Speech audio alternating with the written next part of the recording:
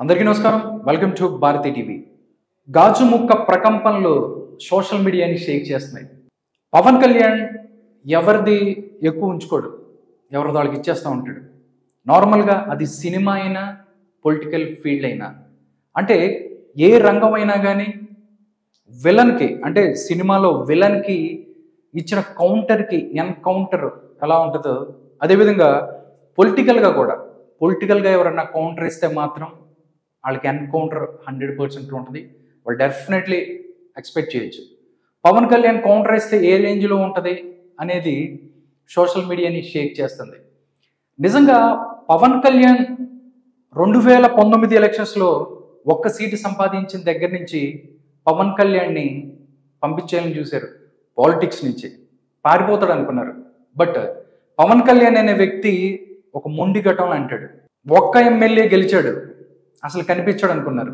But cut చేస్తే ఆ ఒక్క ఎమ్మెల్యేని కూడా లాక్కున్నారు, ఏమి లేకుండా చేశారు.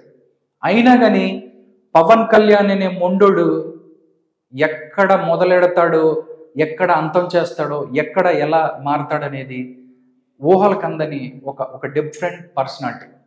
నిజంగా 2019 ఎలక్షన్ తర్వాత పవన్ కళ్యాణ్ వెళ్ళిపోతున్నాడు అనుకున్నారు. కానీ నిలబడి ఏదైతే ప్రభుత్వ వ్యతిరేక ఓటుని చేల్చను అన్నప్పుడు పవన్ కళ్యాణ్ అందరికి ఒక పిచ్చోళ్ళ కనిపించుంటాడు. వీడేంటి, తెలుగుదేశం పార్టీ వేరే దారిలో ఉంది, అదేవిధంగా బీజేపీ వేరే దారిలో ఉంది, పవన్ కళ్యాణ్కి మాత్రం ఒక్క ఎమ్మెల్యే కూడా లేడు, ఒక ఎమ్మెల్యేని పవన్ కళ్యాణ్ ఎమ్మెల్యేని తీసుకెళ్లి జగన్మోహన్ రెడ్డి తీసుకెళ్ళిపోయాడు, వీడేంటి అందరినీ ప్రభుత్వ వ్యతిరేక ఓటుని చేల్చడు అంటున్నారని చెప్పి చాలా మంది పిచ్చోళ్ళ చూశారు. బట్ ఇప్పుడు చూస్తే పవన్ కళ్యాణ్ ఎందుకు ఆ మాట అన్నాడు, ఇప్పుడు పవన్ కళ్యాణ్ ఏంటి అనేది చూస్తే నిజంగా ఒక ఆరితేరిన రాజకీయ నాయకుడిలాగా పవన్ కళ్యాణ్ ముందుకెళ్తున్నాడా అన్నట్టు అనిపిస్తుంది. బట్ ఆయన్ని చాలా విధాలుగా, అన్ని రకాలుగా పవన్ కళ్యాణ్ వ్యక్తిత్వాన్ని కించపరుస్తూ 4 పెళ్లిళ్ళు అన్నాడు జగన్మోహన్ రెడ్డి. దానికి పవన్ కళ్యాణ్ తాడేపల్లిగూడెంలో 4వ పెళ్ళాం నువ్వే అన్నాడు. అంటే జగన్మోహన్ రెడ్డి కౌంటర్ వేసాడంటే పవన్ కళ్యాణ్ దానికి ఎన్కౌంటర్ ఉంటుంది, దానికి 100 రెట్లు ఉంటుంది అని చెప్పి ఊహించుకోవచ్చు. అలాగే జగన్ వర్సెస్ పవన్ అనేది ఎప్పుడు నడుస్తూనే ఉంటుంది పాలిటిక్స్లో. ఇప్పుడు కూడా జగన్మోహన్ రెడ్డి చూస్తే మొన్న ఒక సిద్ధం సభలో పవన్ కళ్యాణ్కి సంబంధించి ఒక మాట అన్నాడు. దానికి సోషల్ మీడియా, సినిమా అన్ని వైపులా దానికి సంబంధించి పొలిటికల్ రంగంలోనూ సమాధానం చెప్పాడు, అదేవిధంగా సినిమాకి సంబంధించి డైలాగ్ రూపంలోనూ సమాధానం చెప్పాడు. అంతేకాదు ఎవరైతే అంటున్నారో 21 సీటేనా, 2 పార్లమెంట్ సీట్లేనా, 21 సీటేనా అని చెప్పి చాలా మంది మాట్లాడుతున్నారు. వాళ్ళందరికీ పవన్ కళ్యాణ్ మొత్తం ఒక చిన్న ట్రైలర్లోనే సమాధానం చెప్పాడు. చాలా మంది అంటే ఉస్తాద్ భగత్ సింగ్కి సంబంధించి భగత్ బ్లేజ్ అనేటువంటి ఒక టీజర్ ఏదైతే ఒక గ్లిమ్స్ ఉందో, దాంట్లో ఏదైతే ప్రతిపక్షాలకి తనతోనే ఉంటూ తనని విమర్శిస్తున్న వాళ్ళందరికీ పవన్ కళ్యాణ్ ఒకే ఒక 1 minute 2 seconds టీజర్లో అందరికీ సమాధానం చెప్పాడు.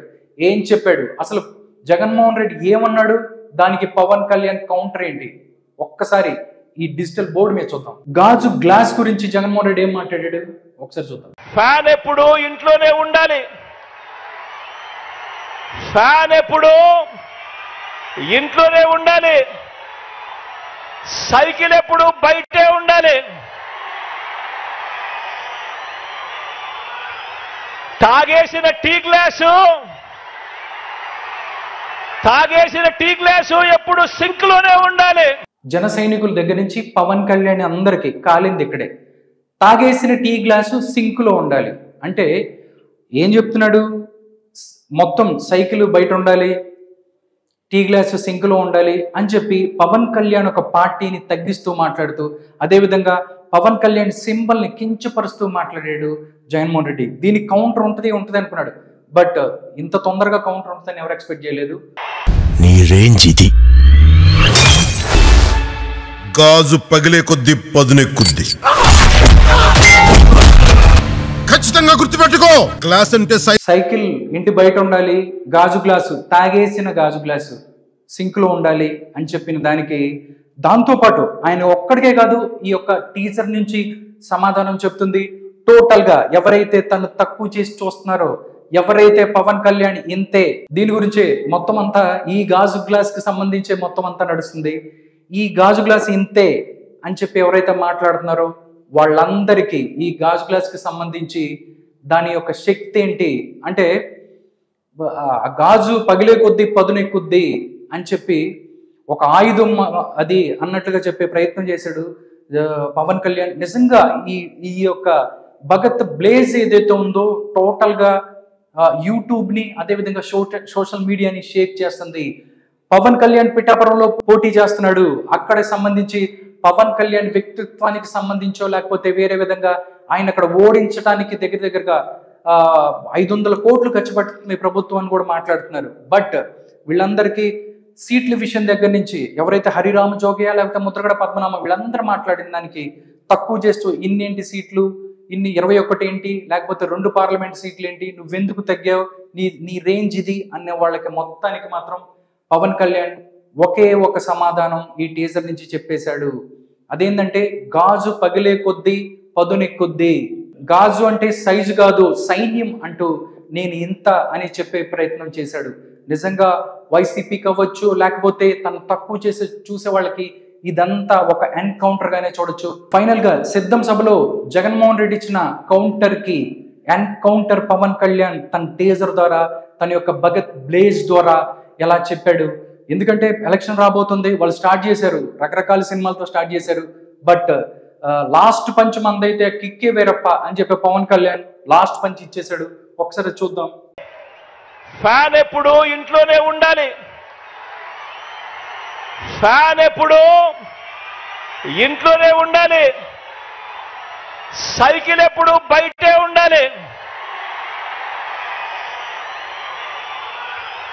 తాగేసిన టీ గ్లాసు ఎప్పుడు సింక్ లోనే ఉండాలి. నీ రేంజ్ ఇది. గాజు పగిలే కొద్దీ పదునెక్కుద్ది. ఖచ్చితంగా గుర్తుపెట్టుకో, గ్లాస్ అంటే సైజు కాదు సైన్యం, కనిపించని సైన్యం.